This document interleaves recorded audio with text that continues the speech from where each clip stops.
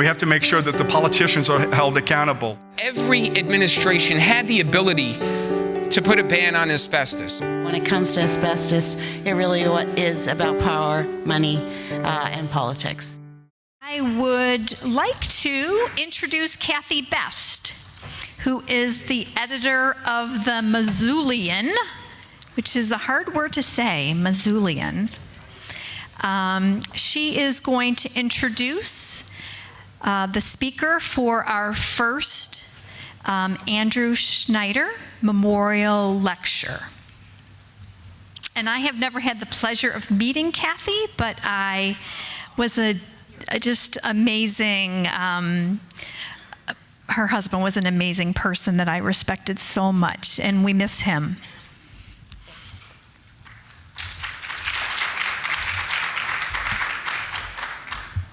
Hello, everyone. You're about to find out why I went into print journalism, because standing and talking into a microphone is not one of my favorite things, nor is it one of my greater skills. I knew when I read Chris's work, well, actually the work by Chris and his partner, Michael Gallard, hard G, right? Called Lethal Lies, that Chris Graham was one tough journalist. Then I read his biography. Chris won back-to-back what is the Australian equivalent of Pulitzer Prizes for his work. And what made that work stand out is it was work that held the powerful to account for the way that they were treating the powerless. But when I really realized how tough Chris was last night when we were sitting in the bar, and he was showing me the place where he surfs, and the water is beautiful, and it's turquoise, and it's lovely, and it's on an island off Brisbane. It's also filled with sharks. And these were not small, tiny sharks. These were big, angry sharks. And this is what he does for fun. These days, swimming with sharks is probably very good training for a reporter. Anyway, last year, Linda offered to create an ADAO, and by the way, that's hard to say fast, ADAO award to recognize journalism about asbestos that really moved the needle. Then she suggested naming it in Andy's honor. Some of you knew my late husband. He didn't break the story about Libby, but he quantified the magnitude of what was happening in Libby, Montana, that a vermiculite mine there that was owned by W.R. Grace had poisoned hundreds of people, killed hundreds of people, and that the government at the highest levels knew about it and didn't do a damn thing to stop it. But then beyond that, he followed the legacy of Libby, which was spread throughout the United States in the form of zonalite attic insulation. And Linda asked about this a minute ago. Investigators believe that zonalite attic insulation may be in as many as 30 million homes throughout the United States and Canada and perhaps even Mexico. In addition to that, Andy was the first person to write about the fact that the World Trade Organization towers had Libby vermiculite and Libby asbestos in them. And so when they fell, first responders were being exposed to just god-awful mix of horrible things, but including Libby asbestos. The EPA, meanwhile, was lying about that and saying that the air at Ground Zero was safe. So in addition to writing many stories about asbestos, Andy also covered public health issues around the world. When he was at the Pittsburgh Press, he won back-to-back Pulitzers for writing about organ transplants and explaining why the coal miner's daughter in Pennsylvania stayed on a waiting list until she died, while the Saudi prince flew into Pittsburgh and went right to the head of the line, and went around the world showing that in third world countries, people were selling their organs so that they could be transplanted into rich Americans at rich American hospitals. He also wrote about drunk and drugged pilots and why the government was looking the other way when your lives were being put at risk when you got onto airplanes. So that's a little about him. But Andy believed in the power of reporting and the power of telling stories to change conversations and often to change laws, making the world a little better place for the rest of us. But he knew that to do that, he needed people like the people in this room to make those stories possible. So when Linda was talking about creating an ADAO award, we talked and decided that a lecture on how truly important work was created would be a perfect legacy for Andy. ADAO could not have picked a better winner for this year's inaugural lecture. Chris and his partner do journalism that tells stories others don't or that others can't. They also, however, could not report the stories that they report with the same depth and with the courage that they display if they didn't have help from the people with the documents and the expertise to inform their reporting. Good journalism needs all of you now more than ever. Please don't forget that. And when a real journalist, and these guys have done the work that will help you figure out whether they're real or not. When a real journalist comes calling, please help them, because these stories have to be told, and they have to be told smartly and well. Anyway, I am thrilled to introduce Chris Graham, editor of New Matilda, for the inaugural Andrew Schneider Memorial Lecture.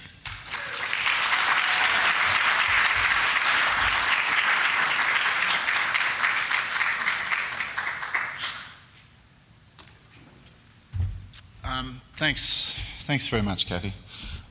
We'll get the elephant in the room sorted straight away. Apparently I have a bit of an accent. I actually don't think I have an accent. In fact, there's one other person in the room who also doesn't have an accent. That's Barry Robson from Australia. I think the rest of you have accents, but this is my first time in America, and I am told I'm quite hard to understand. So I'll try and talk in an accent. I'll smooth it out a little bit for you, just to make it easier. I'm also doing battle with some jet lag, and I have a virus as well, which I plan to leave in the United States. I'm going to probably visit the White House and cough all over the... I don't know if that's acceptable, I believe. So thank you very much, Kathy, and thank you, Linda, and everyone involved in this conference. I feel very honoured to be delivering the inaugural Andrew Schneider Memorial Lecture. I didn't know Andy, but I've become familiar with his work, and I had a pleasure of a few drinks with Kathy last night at the bar, as she mentioned. Two journalists having a drink is not really news, obviously.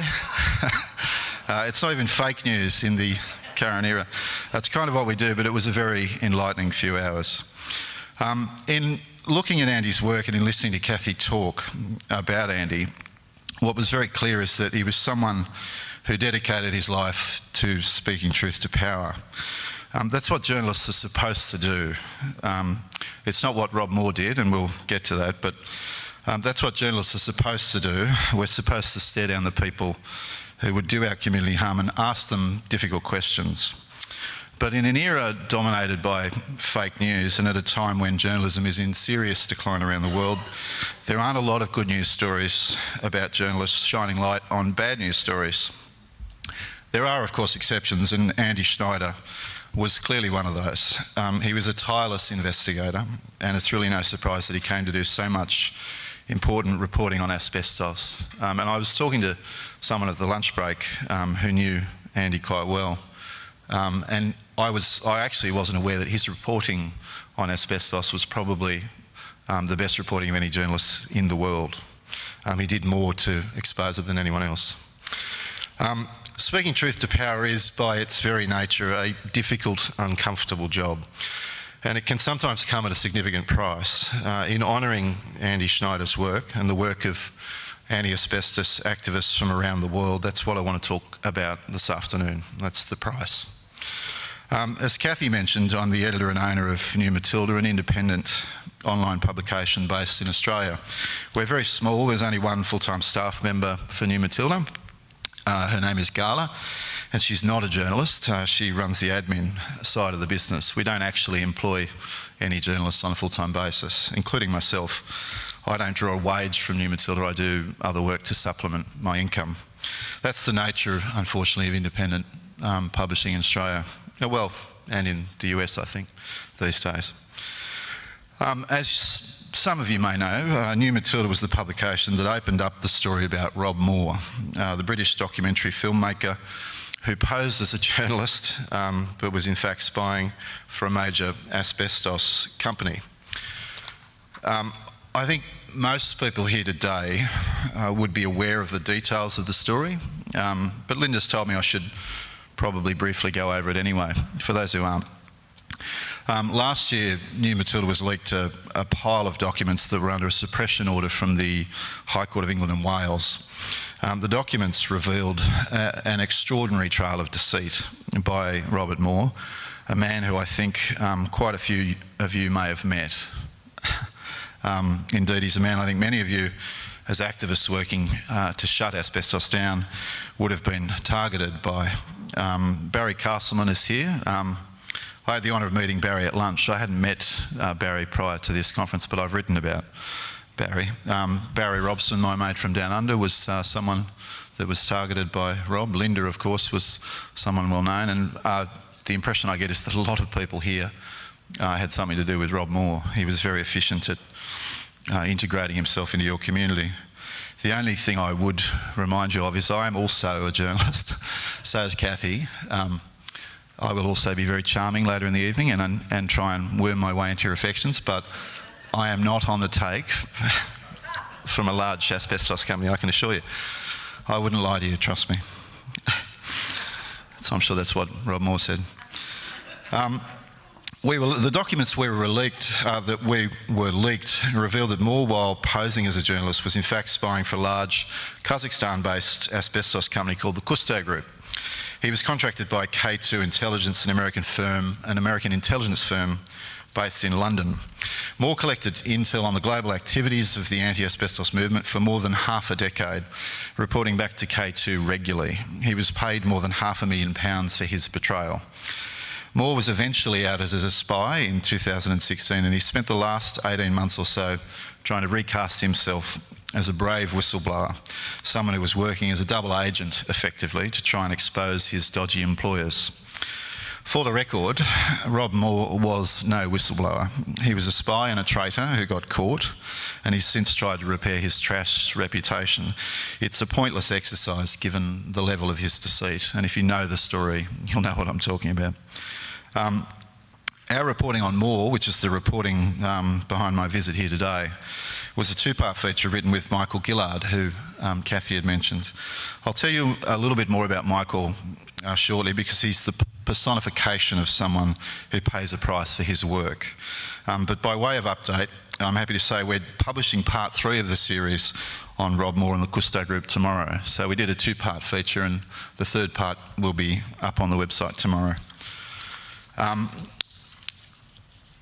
Michael delves a little bit more into the court documents. I subbed the article last night, and it destroys what's left of Moore's myth that he really ever was on your side. What I think is interesting about the story more broadly is the lengths people in power will go to suppress the truth and to beat down good people who are trying to shed light on it. People like yourselves, people engaged in campaigns to expose corporations and governments behaving badly. I can tell you from personal experience what that looks like. When New Matilda first published the series of stories in April last year, what followed was a tsunami of legal threats. Linda mentioned in her opening address briefly her badass attorneys. Well, and I love the phrase because we have badass attorneys in Australia as well. And I want to pay tribute to them as well while I have the opportunity.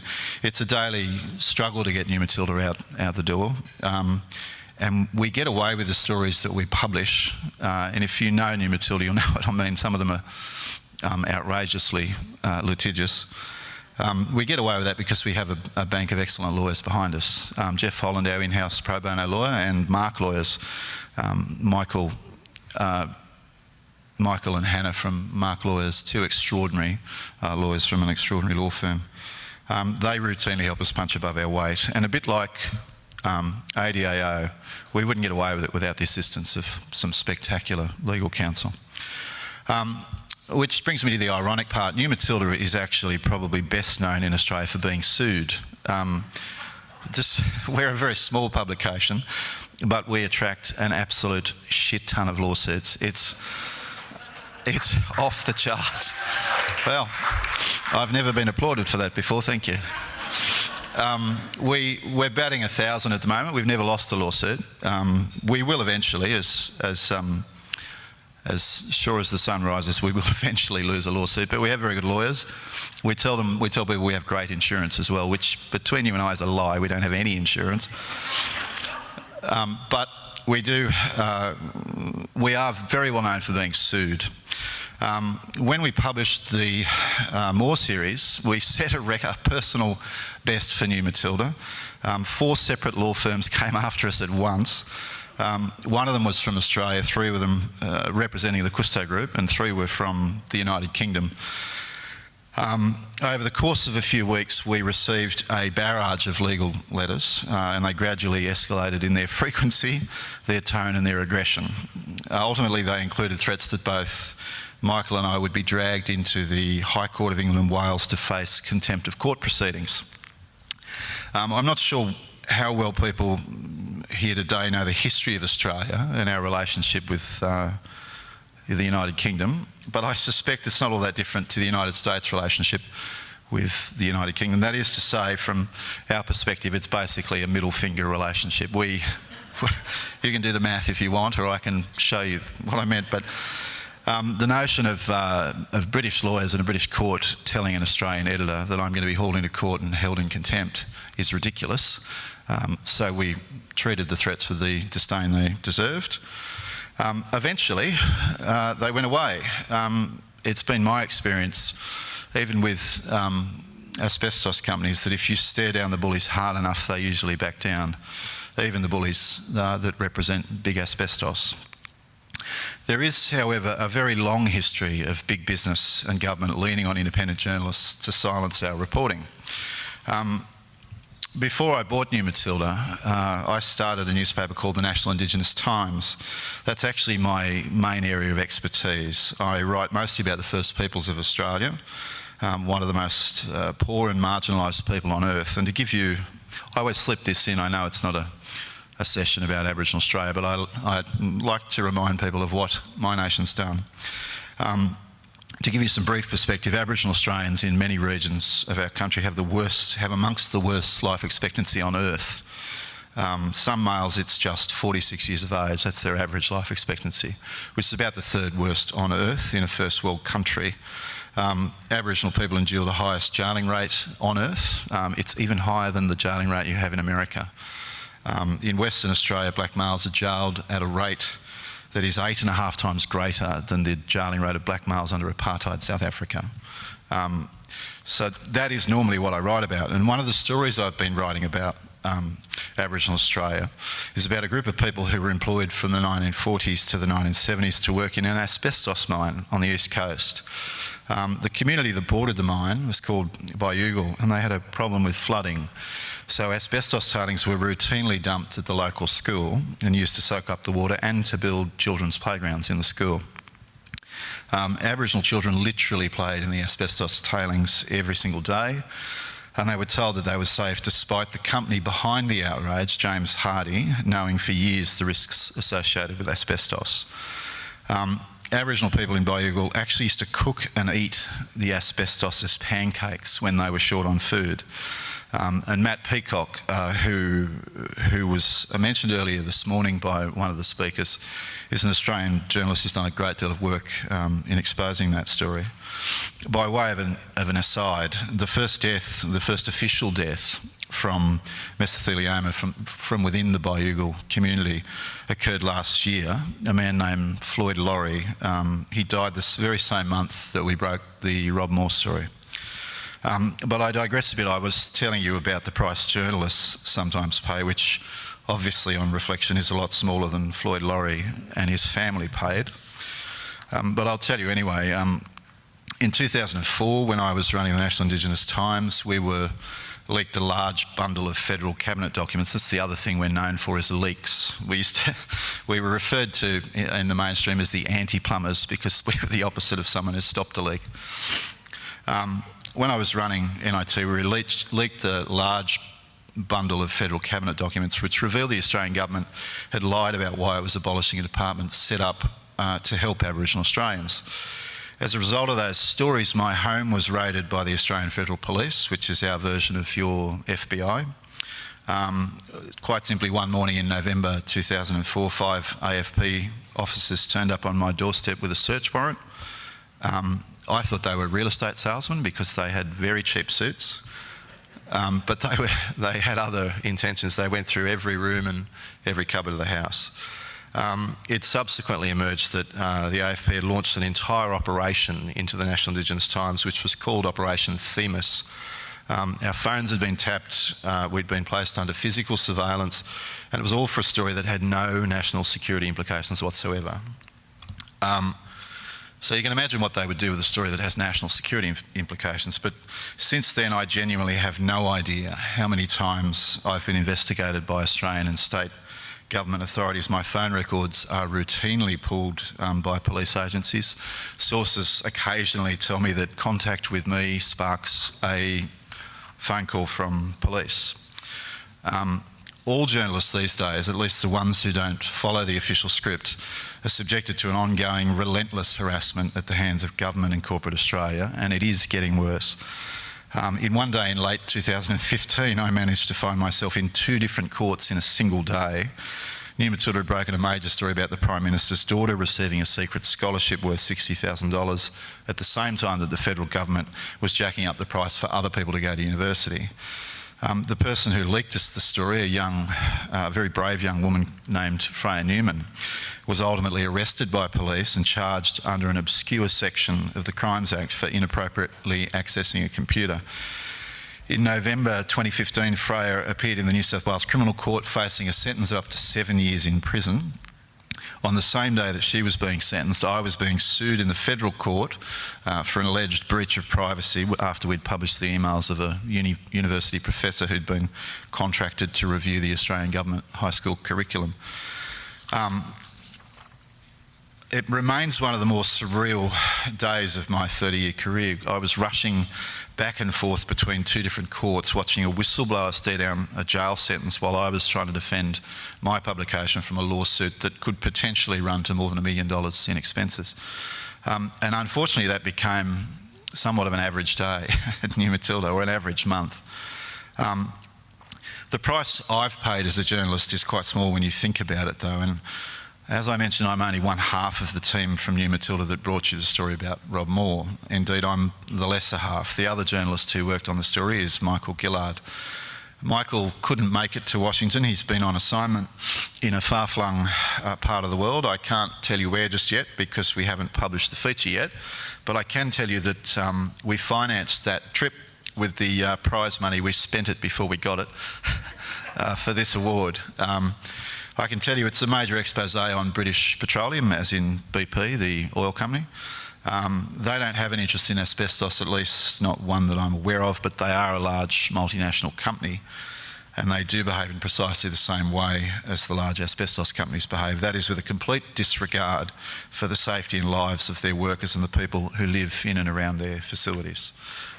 So that story's coming as well.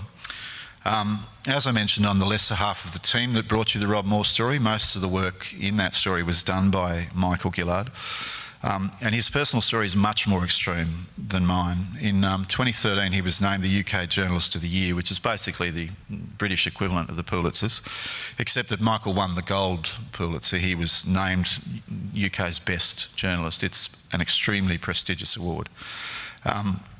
Like Andy Schneider, Michael is an extraordinary investigative journalist. He won Journalist of the Year for the investigative series he did on organised crime in the UK, but he didn't turn up to the award ceremony to claim his award. The police asked him to stay away because they couldn't guarantee his safety. They'd received an intelligence warning.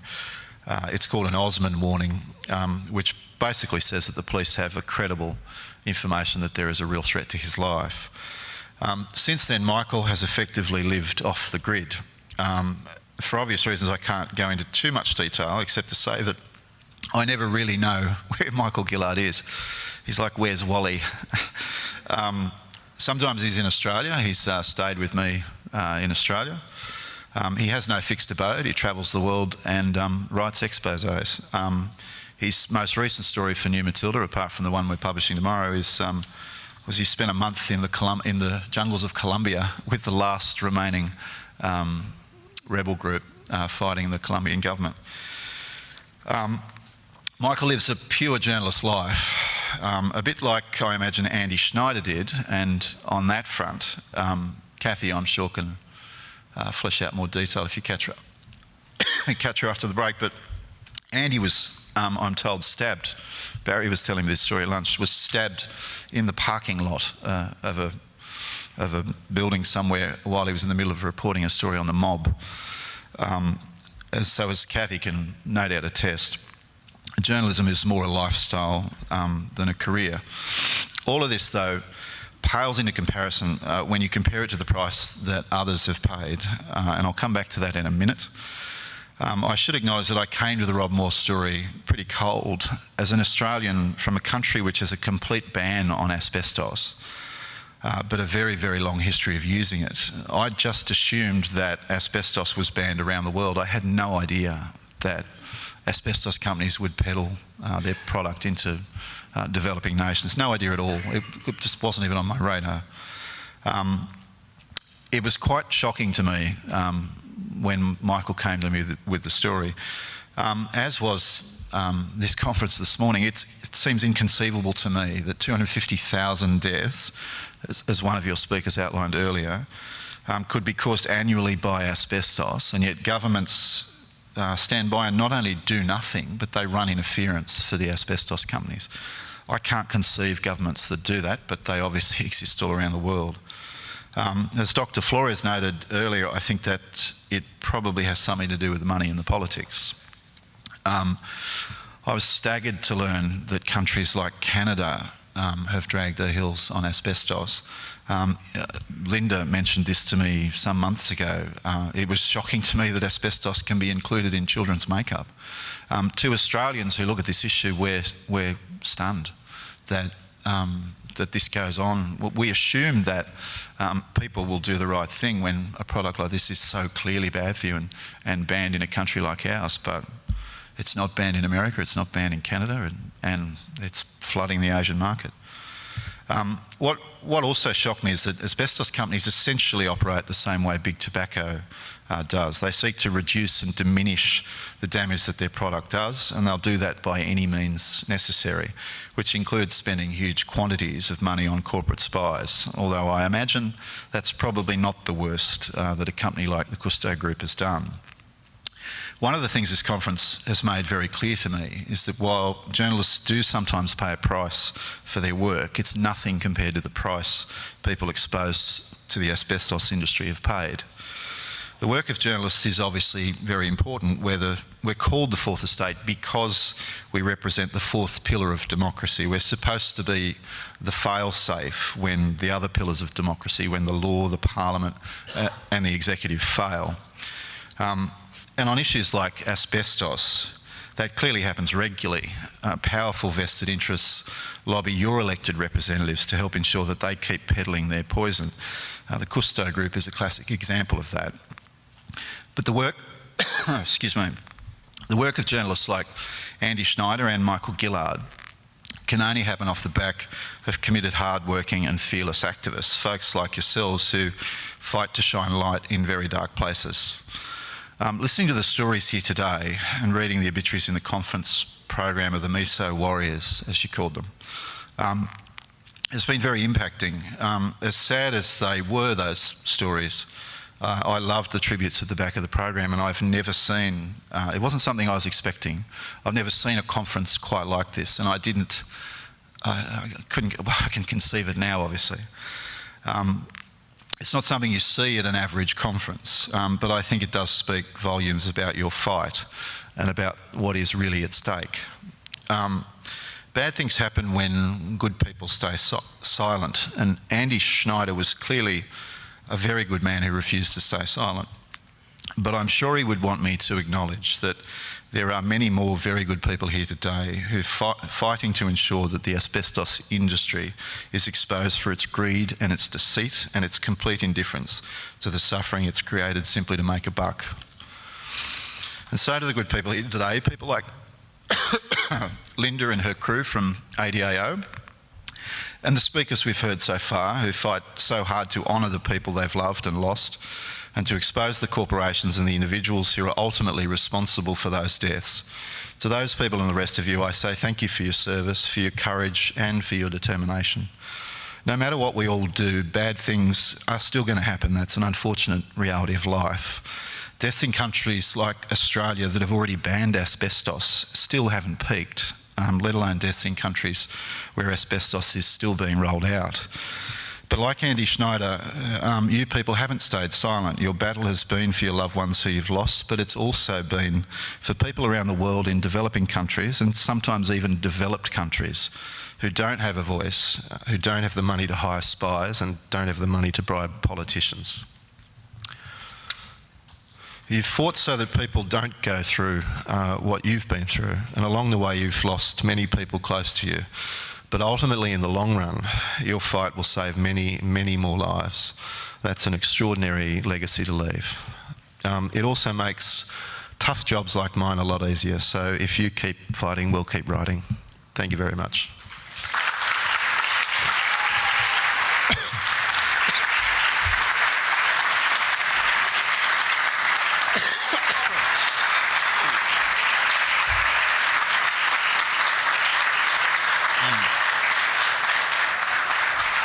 Thank you. I did warn you about the virus, and I'm serious about leaving it here. Are there any questions? You can ask me about Australia if you want, the sharks. There are lots of the snakes, yeah. There are snakes in my backyard, and there are sharks at my surf break. There are look, believe it or not, there are. All right, we're going to be talking about Jock McCulloch later today. I just wonder if you ever had any contact with him in connection with the stories on asbestos. He was a wonderful historian in Australia who wrote 3 books about the asbestos industry. What was the name, sorry? Jock McCulloch. Yeah, right. I know who you mean. I didn't have contact with him, no. As I said, I'm quite new to asbestos as a story. I've written about Biougel before, and was quite shocked. You know, as a journalist, everyone's written about James Hardie. I don't know if that's a name that resonates in this room, but James Hardie is infamous in Australia for having peddled asbestos and then shifted all their money offshore to try and escape any sort of financial liability, and then underfunding the scheme they set up to pay for that. But, you know, so most journalists have written on asbestos in Australia, but as I said, I genuinely presumed that because it was banned in Australia to be banned everywhere else. I mean, why would any country allow that sort of product to be peddled to their citizens? I still can't believe that it happens, but it does. So I wasn't aware. I'm certainly aware of him now, but I wasn't at the time. It's just, from an Australian journalist's perspective, it would be considered a story that we see resolved. The only issue we now have is trying to get the bastards from James Hardie to pay up the money they owe the victims of their product. Otherwise, the issue is settled in Australia in a strange sort of way. Yeah, one more. We've got time for one more, and then I can. Is it a shark question? No. No, I know. Oh, that's a shame. I know all about sharks myself. I'm just curious as to the support that you may or may not get from mainstream media. We all know that once a story breaks, they're all on it. Oh, well. Is that happening for you? No. When we broke this story, we got zero interest from Australian media. We broke a story last week about Prince Charles that got zero interest from Australian media. The New Matilda is regarded as a bit of a pariah. I don't know how to put it gently, but I'm not particularly popular amongst my colleagues. I've got some supporters, obviously, but we spend a lot of time attacking media for their lazy journalism and their poor ethics. So if you do that, and I'm told by Kathy that Andy adopted a very similar approach, that he would, the truth is the truth, and that's what you're there to publish, and sometimes it's about your own colleagues, but your job is to publish. So we get very little interest and support from mainstream media. We get attacked by them occasionally, and we've declared open war with the Daily Mail, which we're currently, it's my other hobby.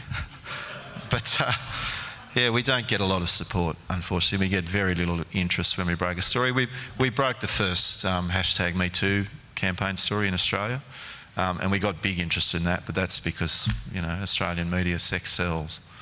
But yeah, generally speaking, they don't want to know, unfortunately. I'm told the New York Times is interested in the Rob Moore story, so fingers crossed. All right, thank you very much. I look forward to meeting you all.